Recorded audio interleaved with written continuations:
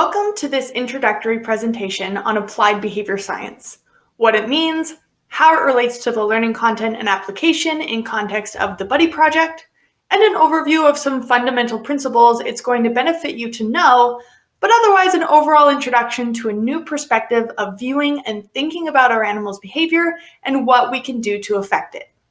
So first, some definitions. What is applied behavior science? Well, for our purposes, we can consider this a shortened version of the field applied animal behavior science. Now, the principles not species-specific do apply to us as humans as well. But because of the way the terminology can differ, we will stick to what you guys can independently refer to outside of this content. The field of applied animal behavior science is inherently multidisciplinary. This means there's many lenses of perspective we can look through in our observation and means to understand behavior. Some of these fields, lenses, and labels in academia include applied behavior analysis, ethology, behaviorism, biology, including veterinary medicine and neuroscience, cognition, genetics, and more. It will be our focus as my area of expertise to revolve primarily around applied behavior analysis with respect to equine ethology to inform our approach to behavior change, including the production of new behaviors, and is guided by ethics. Ethology is the study of natural animal behavior. Every species has an ethogram of what behaviors naturally occur as evolved for that species as it has developed to support their survival and continued reproductive ability to that end. Applied behavior analysis is a logical framework for identifying motivations to behavior and using objective data to inform our ability to understand and thus affect it. So what then does animal training mean and where does it fit? When we think of training our animals, we are generally thinking of behavior production, so producing new behaviors and putting them on cue, as well as fixing or stopping behaviors we don't want. You've inevitably heard at one point whenever an animal behaves badly, it must need training, right? When it comes to affecting undesired and even dangerous behavior, many professionals consider this to be behavior modification, and as separate from training, which would then be more to do with the production of new behaviors and something we do beyond or that comes after addressing behaviorally unhealthy or problematic animals, where the behaviors are considered to be a result of different motivations. Many professionals will use these terms separately in this way as their treatment plans aim to address those differences. Where behavior modification may revolve around changing the underlying internal causes for behavior, training may be considered manipulation of external motivations. But before we dive into why training and behavior or behavior modification is really one and the same, boiling down to a preference in labeling, and how I personally use them interchangeably, we first need to clarify what behavior is. So what is behavior? Because what behavior is may actually not be as simple as you may have simply never before considered this question. Yet it affects how we think about it and subsequently everything else to do with our animals, how we perceive them and their behavior causes, motivations, and how we address it. The APA Dictionary of Psychology defines behavior as an organism's activities in response to external or internal stimuli, including objectively observable activities, introspectively observable activities, and non-conscious processes. Put another way, behavior can be considered the part of an organism that interacts with the outside world as motivated or caused by different factors. Seems kind of straightforward, right? I mean, what isn't behavior? But a deeper consideration of how we view behavior can do a lot to hurt or aid our understanding of it. So it helps to consider that when we think about behavior in terms of training or teaching our animals new ones, that behavior can be a position, or more accurately, a transition, an individual moment of behavior in time, separate behavior for every instance in changing criteria or surrounding context, including internal. Behavior is a chain of behaviors, multiple behaviors in a sequence. Merged behavior, multiple smaller behaviors making up one single behavior at once. Or my personal favorite, behavior as an expectation, when we're not thinking deeper or being objective about what it is we actually want from our animals. We simply have a vague expectation of it enough to know when an animal's not meeting it. But when we don't even have a clear descriptive idea of what it is we want our animals to do, how can that make us very good at teaching it? There is one qualifier known as the dead man's test, which is to ask the question, can a dead man do it? If the answer is yes, then that's not a behavior, or at least not one we can teach. Hear me out. We know a dead man can't walk or talk, so walking and talking is surely behavior. But can a dead man not do something? Can a dead man not speak? Not jump up onto the counter? Well, actually, yes. A dead man can not do a whole lot of things. Does not doing these things really make it not behavior? Well, in terms of teaching our animals behavior, it helps to understand that there's never simply an absence or void of behavior. But what is left and what surrounds not doing one thing actually involves a lot of behavior. And that can help us in our approach to teaching.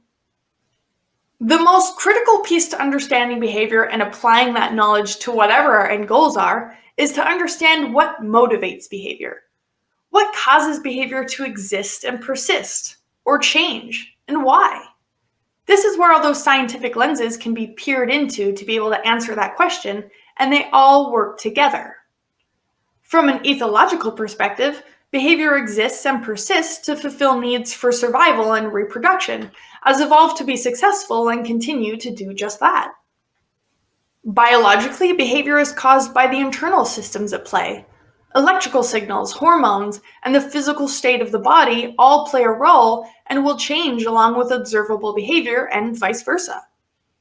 Behavior analysis aims to identify the function of behavior. What motivates behavior from the outside or inside for what outcome that impacts whether or not that behavior will occur, continue to occur, in what way, at what time, or in what context.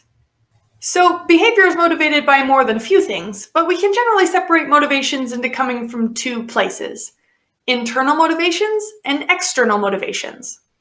There are many internal motivations to behavior that we as trainers can only expect to do so much to in order to affect. Evolution and genetics support what is known as modal action patterns. This is typically what we think of as instinct. What responses to certain triggering stimuli have developed to support species-specific continued evolution and survival play a huge role in what behaviors a species will be more likely to exhibit as they are motivated to perform due to these deeply ingrained internal factors. When we bring said animal species into our lives and homes, we need to be respectful of what we're truly taking on. This is one of the reasons why what species and down to breed and lineages we do get involved with is so important if we're looking for something to meet specific expectations. We never get a blank slate or programmable robot, but the result of millions of years of evolution with a purpose, natural selection, and artificial selection that, regardless of human intention, has an impact. And whether we're breeding or choosing, nothing is ever guaranteed. Biology and health is paramount to our work and behavior, as there's a lot of behavior caused by these kinds of internal factors. Try as we might to affect those behaviors with external influence we can control, behaviors caused by physical health issues will never truly be changed by the latter. It's more likely those efforts will be incredibly detrimental to not only the abandoned physical health of an animal, but also to our animals psychologically, emotionally, and to our ethical responsibility to our animals' welfare. One of my favorite memes of all time, I always share around Christmas, is this image of the Grinch that says, "The Grinch's heart was 2 sizes too small," reminding us that we need to rule out medical problems before implementing behavior plans. I have no idea where this came from, but it is just gold. And what we mean by before implementing behavior plans here would be trying to affect behavior we see with what we can control to affect it externally, without or before, as it says, ruling out if the behavior is actually caused by something else entirely we can't address that way. Behaviors that are a result of physiological health issues are outside the trainer or behavior consultant's purview and must be treated by a veterinarian or vet behaviorist trained in and as regulated to practice in this field. So, with the exception of the elements of behavior that are driven by these internal factors, be it instinctual, something that didn't need to be taught or needs to be thought about or processed cognitively at all, presenting challenges to modification, or behavior that fulfills a species-specific need that would make it unethical to expect it to go away completely, or from a biological imbalance, health issue the body reacts to. The biggest factor motivating behavior is outcome. Achieving the outcome, result, or consequence of a behavior is what the behavior functions to do, thus a primary motivator for why the majority of behaviors exist, are learned, ever were learned, persist, and how and why they may change. Because regardless of how the outcome is connected to survival or reproduction of a species, support of or relief from internal experiences, including health and emotion, behavior exists to fulfill a function. This is where the question, what's the function, derives from, as promoted by Dr. Susan Friedman, hilariously shortening to WTF as a great attention grabber. There are two plain outcomes to behavior that we can look at when identifying why a behavior exists. They are whether or not something was gained for the individual, or whether or not something was avoided. What an animal is motivated to gain, and thus what they may be motivated to learn and perform behavior for, is what we call an appetitive. What they are motivated to avoid, and may be used similarly in application, we call an aversive. A dog jumping up onto the counter leads to gaining some food they want. The food is an appetitive. A horse fleeing from something scary avoids interaction with or possible harm from the thing. The scary thing itself and/or simply the perceived threat of the possibilities of harm is aversive. When the consequence of those behaviors change, jumping up onto the counter ceases to result in food. Running away ceases to avoid the thing. The behavior's likelihood of occurring is affected because it's those consequences that were the reason for the behavior's existence in the first place.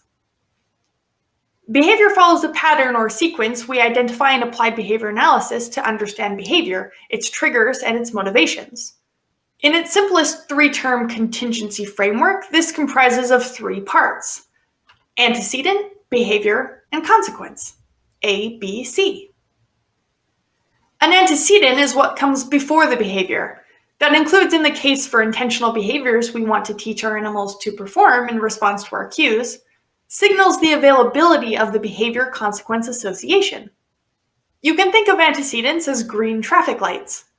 When taught, saying the word sit signals to a dog that if I sit, there may be a good or appetitive consequence for it, should that have been the association with sitting that they learned. We use this contingency in teaching our animals best in the following logical framework. First, establishing the connection between the behavior and the desired consequence. If B, then C. If the behavior doesn't happen, then the consequence doesn't follow. We introduce or refine from our behavior production method our desired antecedent, our cue that if our animal then performs the behavior, then the consequence will or may follow. Still, if the behavior doesn't follow, neither does the consequence. Taking it one step further, should the behavior occur but not when we cued it, then at a certain stage in learning, the consequence ceases to follow in such cases. We apply external motivations as consequences available to us or arranged as part of our environment in our aims to affect our animal's behavior. Affecting behavior in this way is known as operant conditioning. And famously, the consequences that occur naturally, as well as how we intend to manipulate them, may be broken down into 4 quadrants plus 1. This visual combines the pairing of whether or not something was added or removed as a consequence, and whether or not the effect of that addition or removal reinforced or punished the behavior. Reinforcement meaning the result was that the behavior increased in likelihood to occur, in frequency, increased intensity, and/or duration. Punishment meaning the result was that the behavior decreased in its likelihood to occur in frequency, intensity, and/or duration. So positive reinforcement means that as a consequence for performing a behavior, something was added that caused the individual to be more likely to repeat that behavior again in the future, keep trying it or perform it with greater intensity or for longer. Whatever the increased result, what the individual learned was that the behavior gained something that made them want to do it again. Something added as a consequence that caused the individual to reduce trying that behavior again would have been positive punishment. When something is removed and the behavior is either reinforced or punished, this would be negative reinforcement or punishment. The fifth is what's known as extinction, and this is when a previously reinforced behavior ceases to continue producing the reinforcing consequence that was the motivation for the behavior to occur. It is similar to punishment for its result of decreasing the behavior's likelihood, though is based on the absence of previously learned consequences rather than anything new being added or removed. Here are some examples. Identifying and moving to the food bin or best place in the field to forage earns a horse their food. Coming to their owner at the gate and receiving a food treat may be something worthwhile to try again in the future. The shock of an electric fence decreases a horse's likelihood of doing that again. A smack with a whip intends to stop or reduce the likelihood of a horse doing something we don't want them to. Being too rough with a playmate might lose a horse their playtime. Being too pushy with their owner around food treats might cause the opportunities to gain them to stop just as well. Moving away from a threat to a safe distance reinforces the fleeing. Moving the right direction or way after the uncomfortable pressure of a bit or leg has been added until it's removed provides relief from it. Notice in these examples how these things can occur naturally or as part of an environment. And in other cases, we are the ones deciding in what way our animals are going to learn, regardless of whether or not we realize how we're doing it or the surrounding effects. Leading us to the most important relevant effect, that is the associations, including the emotional experience, that come along for the ride whenever outcomes occur naturally or we try to implement them. Positive reinforcement is associated with the experience of joy and satisfaction. Positive punishment with fear and anxiety. Negative reinforcement with relief and liberation from discomfort. Negative punishment with frustration, disappointment, anger. Intend all we want, there is usually at least two opposing results affecting our application. Whenever we introduce the opportunities to receive appetitives for performing behaviors we intend to reinforce, not receiving them or the end to such opportunities can become negative punishment. Connecting with the electric fence may have positively punished making that connection, but leaping away surely reinforced the leaping, having resulted in relief from it. So exactly how our animals achieve something is learned as much as what the outcome is. A necessary behavioral repertoire doesn't need to include alternatives so long as something's already proven to work. Removing the pressure of a leg or discomfort of a reined bit may reinforce the behavior we wanted, though in order to have done so, we needed to have added an aversive to an existing behavior in order to have created the opportunity of relief from it to reinforce the response. Understand that this is an inherently retroactive measuring framework to support identifying motivations for behavior and for intending to manipulate behavior for desired outcomes. But we never know which or what is truly affecting behavior until the results of our repeated process can be observably measured. In this way, positive reinforcement only works or has only worked if it is truly positive reinforcement, as it is retroactively defined as having increased the likelihood of a behavior. So hear as you may, there is never such thing as positive reinforcement not working if we truly understand what it is we're actually talking about. Though there may be an abundance of reasons throwing food treats at your animal may not be having the effect you desire, these things are not one and the same. There are motivations for behavior that this framework can appear to conflict with, and this is very important to understand, as behavior doesn't simply occur one after another for as neatly packaged reasons as we just discussed aren't even that clear-cut or exclusive. So try as we intend, what decides what behavior is going to occur or not at any one time comes down to value, priorities. If something is higher in value to an individual, the behavior that leads to that outcome is going to beat out other behaviors that could exist in its place. And what the most important priority for any species on Earth is, as has been evolved successfully all this time, is safety. including the perception of being or feeling safe we might call security. There are plenty of times we know our animals are physically safe from harm, but they might not feel that way about it, and regardless of what's true and whether we like it or not, their behavior is sure to reflect that difference of opinion. Fear is our most important and powerful motivation, as it plays the biggest, most important role in keeping us safe. Even starvation won't kill us as fast as a more immediate potential danger could. And it's fear and the behaviors that result as top priority to keep our animals feeling safe that is the biggest fallout to using fear and aversion in our training and behavior modification plans. As behavior motivated by a need to keep themselves safe will always ultimately compete with our efforts, and when it's us intending to be the biggest threat in order to control behavior, puts us most directly in harm's way. A threat that can be avoided or diffused in a way that doesn't risk life and limb is more preferable to survival as it comes with less risk. But at the end of the line, further and further increased risk becomes an option in an animal's perception in order to keep themselves safe. This is how we get aggressive behavior in our animals. Whether that behavior is connecting with something and doing harm, or is actually functioning to avoid making that physical connection through intimidation, the goal is the same: keep myself safe, with the least risk I can see possible, though always as valid and matching an individual's perception of the threat and perception of the necessary steps to avoid harm. Sometimes our animals truly don't see any other way.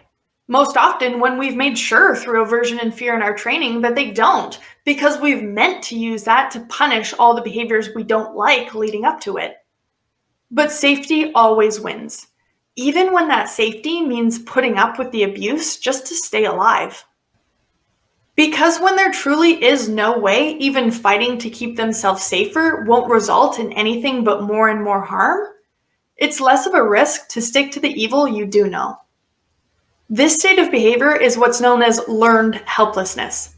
And it is as tragic as it is called when we're the ones teaching our animals there is no other options. You're on your own, so you may as well just give in. It comes from just as pragmatic a place as fighting for their safety.